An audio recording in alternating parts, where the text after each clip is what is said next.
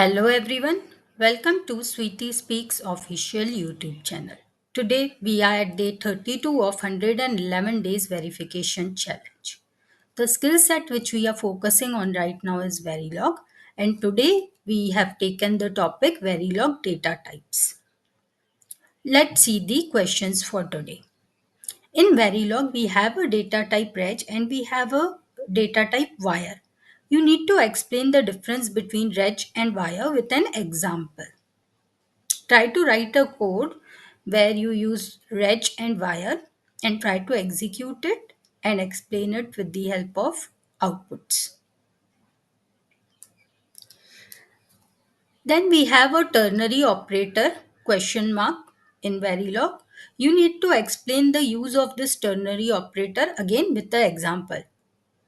I encourage you to again write a code where you are using a ternary operator, execute it. There are free practice platforms like you can use EDA Playground. Try to code an example where you use ternary operator and execute, see the output, and then you will understand it better. Then in Verilog, we can have different base formats. Base formats is in digital electronics, we have number system in which we will have octal, hexadecimal, binary.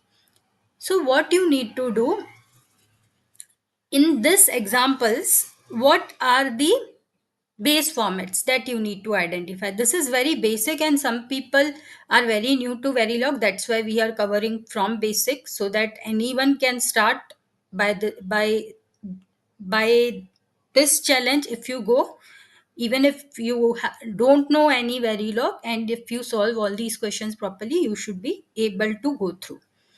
So in the first, we didn't give anything. Like here, if you see, we gave O, we gave H, we have B. So with this, you can identify the format, but here we didn't give anything. So if nothing is given, it takes the default format. What is the default format that you have to understand? And in the first example, it will take the default format. And then you have to identify the format, base format here. Now, here we have taken some examples. You need to guess what is the value for following declaration. For example, if you give x, in that case, it can take 0 or 1 also, right? And what values it can take in high impedance, right? So, hint is if something is x, you need to calculate the range or possible values. So, whenever there is x, it can take value 0 or 1. Accordingly, you have to calculate what values it can take. If some bit is high impedance, you need to calculate the value as per the other bits. Understand how the calculation happens in high impedance, and you need to calculate accordingly and say this particular bit will be high impedance. So in this case, this particular bit will be high impedance, and since this one is x, it can take value 0 or 1. So accordingly, you have to decide what are the different values it can take. Similarly, here. Okay, these are again very basics, and we make such mistakes. We don't, when we are trying to execute the codes, we don't take all the possibilities. So it's important you solve this example so that you won't make this mistake. Now, there can be negative numbers which you need to declare and store in Verilog. How are you going to declare and store this negative numbers in Verilog?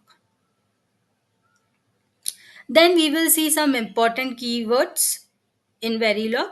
You need to again explain them with the help of example. Try to write a code using these, execute it, analyze the output, and then you will understand it better.